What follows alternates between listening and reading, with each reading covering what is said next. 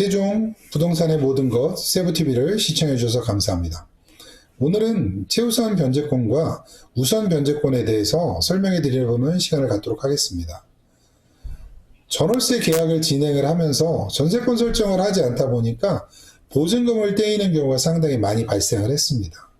그래서 1981년에 주택임대차보호법이라는 민사특별법을 정부에서 만들게 됩니다. 이 법을 통해서 기존에 있던 세입자들이나 새로 신규 세입자들이 좀 더 편안한 주거 생활을 영위할 수 있도록 새로운 법을 만들게 됩니다.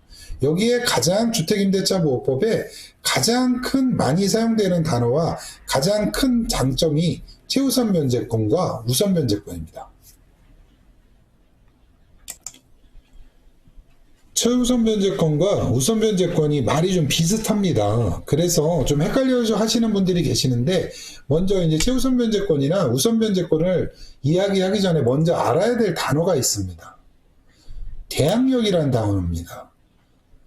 주택, 건물 전월세 계약은 일반적으로 제3자가 개입할 수 있는 여지가 없는 건물주와 임차인 간의 계약입니다. 그렇기 때문에 제3자가 개입했을 때는 새로운 매수자가 나타나거나 아니면 경매가 집행됐을 때 임차인은 이에 대한 권리를 행사할 수가 없었어요. 그래서 주택임대차보호법에서는 아주 단순한 절차를 통해서 이러한 대항력을 갖출 수 있는 것을 만들어줍니다.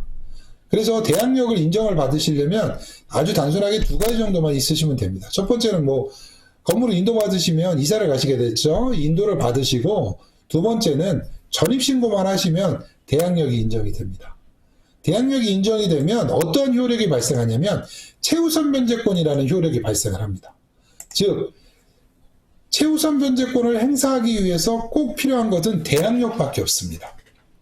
최우선 변제권이라는 것은 뭐냐면 건물이 경매가 집행되었을 때 어떠한 권리보다 가장 먼저 최우선적으로 나의 보증금을 변제받을 수 있는 권리가 바로 최우선 변제권입니다.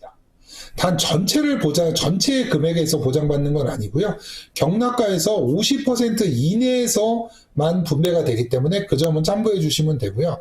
그러면 최우선 변제권은 누구에게나 주어지냐? 그렇지 않습니다. 왜 그러냐면 최우선 변제권이라는 것은 서민을 위한 법이었기 때문에 일정 금액의 보증금 이하일 경우만 주어지게 되는 법입니다. 그렇기 때문에 기준 금액이 있습니다. 저희는 이제 세종시이기 때문에 세종시 기준 금액으로 말씀을 드리면 2010년 이전에도 일정 금액이 있는데 2010년 이후만 보겠습니다. 2010년에는 보증금 4천만 원 이하일 경우는 1,400까지, 그리고 보증금 2014년에는 4,500 이하일 때 1,500, 2016년 6,000일 때 2,000, 2018년 이게 가장 최근인데 보증금 1억 이하일 때는 3,400까지 최우선적으로 보장받게 되어 있습니다. 그렇다면 내 보증금이 1,000만 원이다. 그러면 1,400까지, 1,500까지, 2,000까지 보장받아. 그렇지 않습니다. 자기 보증금 범위 안이기 때문에 최대 4,000이라도 2,000, 11년에 계약한 것 같은 경우는 1,400까지 이렇게 보장받게 되어 있습니다. 그런데 지금이 이제 예를 하나만 들어보겠습니다. 지금은 2021년이에요. 2021년에 제가 세종시에서 원룸 계약을 하나 3,400만 원짜리 원룸 계약을 했습니다. 그런데 부동산에서 이거 최우선 변제권에 해당되니까 당신 집이 나중에 경매가 집행되더라도 돈을 받을 수 있는 확률이 99%는 됩니다. 라고 얘기합니다. 그럼 맞을까요? 틀릴까요? 100% 맞을 수도 있고 틀릴 수도 있습니다. 왜냐하면 제일 중요한 거는 기준 금액은 맞았지만 하나 더 맞아야 되는 게 있습니다. 그게 뭐냐면 기준 시점입니다.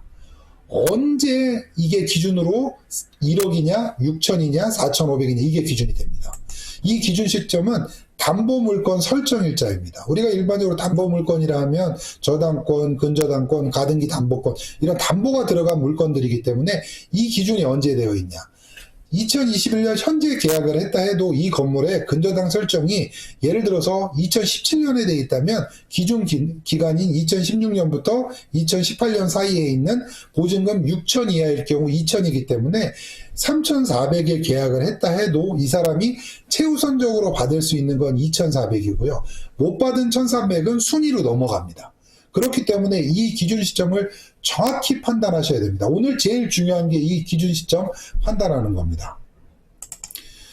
그렇다면 최우선 변제권에서 받지 못한 금액, 뭐 일부를 못 받을 수도 있고 전액을 못 받을 수도 있는데 못 받은 금액은 어떻게 해야 되냐?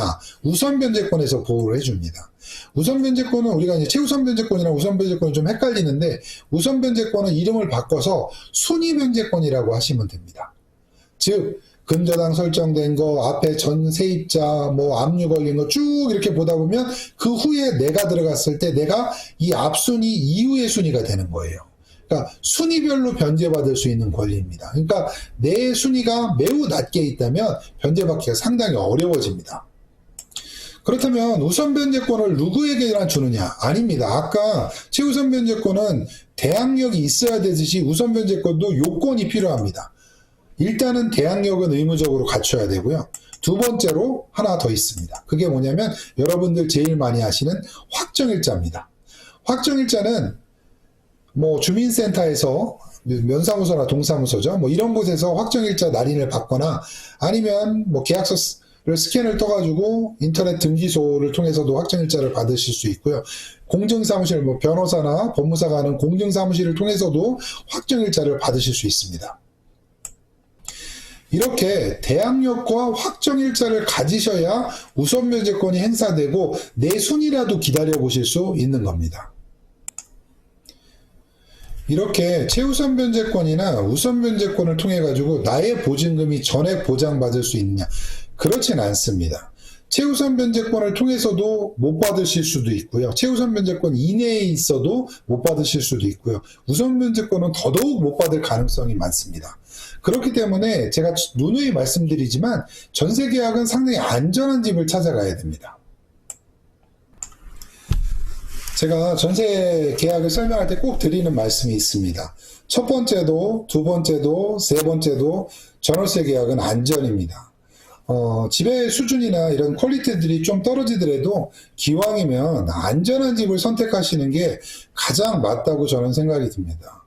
그래서 나중에 나가실 때 안전하게 나의 보증금을 보장받을 수 있는 좋은 집을 선택하시기 바랍니다.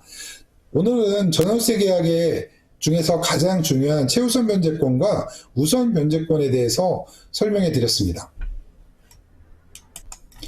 계약 시 최우선 변제권과 우선 변제권을 철저히 분석해서 좀 더 안전한 집을 계약하시기를 기원하겠습니다. 지금까지 세종부동산의 모든 것 세부TV였습니다.